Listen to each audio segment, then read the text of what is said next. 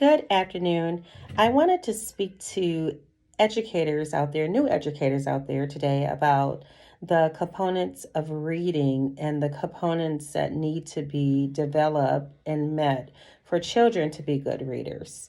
Let's start off with phonemic awareness. Phonemic awareness is their ability to hear sounds and to break those sounds up into syllables or onsets or rhymes, where they can tell the difference between the letters and the sounds that word consists of. The next one is phonics. Phonics is reading by connecting sounds. By this time, they're able to place a sound with a letter and blend those sounds together to sound out words that they may have never seen before or aren't familiar with. The next component is vocabulary. As you know, we all need vocabulary or some source of vocabulary or form of vocabulary, a list of words that we know and that we understand, that we know the meaning of, to basically grasp comprehension in reading. Strong vocabulary skills usually lead to strong comprehension skills. The next component is fluency. Children that are fluent in reading can read with speed, with accuracy. They can comprehend what they read. They do this by making a connection between what's been read and relating it to knowledge from the past or something that they've learned before, which is important. And finally, comprehension. Of course, comprehension is children knowing what they've read. They can recite it back to you or retell it in their own words, and they understand what they've read and they make the connection to what they read, and they can answer the who, what, when, whys, and how questions in a text, to retell it. Now I want to go over some activities you can do in your classroom with your children to help build upon these components. For phonemic awareness, one of the exercises that are popular with teachers is matching the word with the picture. So sometimes they can match the picture, sound, and letter patterns to see that word belongs with that picture, and that's exactly what it is. Another activity that you can do is clap out syllables. When children can break the word apart, they can put it back together. So a big help in building phonemic awareness is clapping out syllables, or play a rhyming game, like match the picture match the picture to the rhyming word, you know what I mean, and make a rhyming pair, and that helps with phonemic awareness also. For phonic activities, a lot of times as educators, we can use worksheets or put words on a board and give them the beginning sound, like at, bat, b, at. So that B is needed as a beginning sound to make the word bat. And a lot of times that will help. Another thing you can do is like a blends and digraph bingo, and let them search for the words so that they become familiar with it. That's also helpful. Vocabulary activities, I've noticed when observing in classrooms that when teachers are introducing a story, they'll also introduce the power words in the story.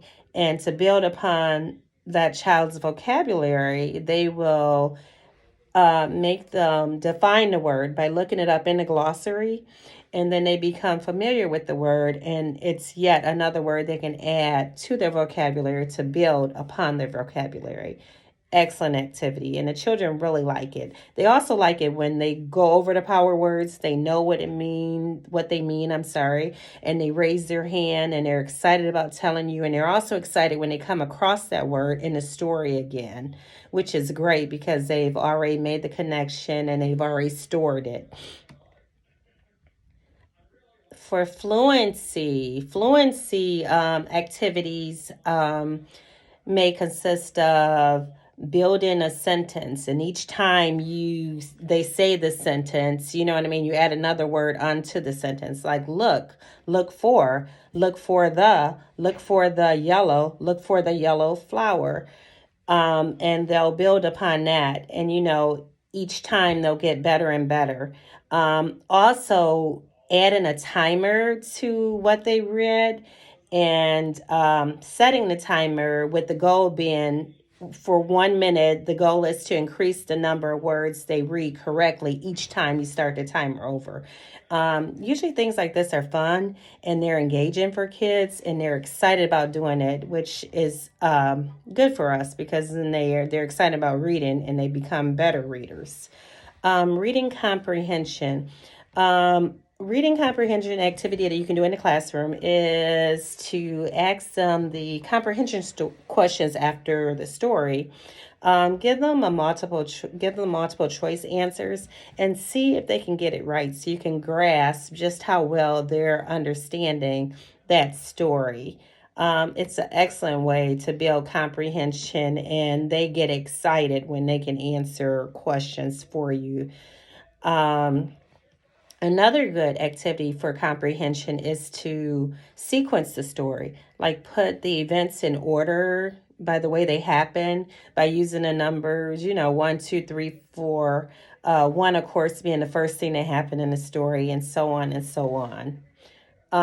For at home activities for phonemic awareness, I like the I Spy game for parents who want to play this at home. You can look around your house and just I spy different things within your house. Like I spy something in the room that starts with G and is green, and let them figure out what that word is that starts with G and that's green. They usually have fun doing this and they can build upon it. A good website for this for parents to use is starfall.com. So www.starfall.com have a lot of phonemic awareness activities to help build upon this skill. At home phonic activity, an at home, I'm sorry, phonic activity that I like is the Play-Doh activity, where you say a word, and maybe you'll say duck. What letter does duck begin with? And the child will construct a D and show it to you so they can relate that sound with that letter. Love it. Um, Again, www.starfall.com is an excellent website to build upon the phonics skills.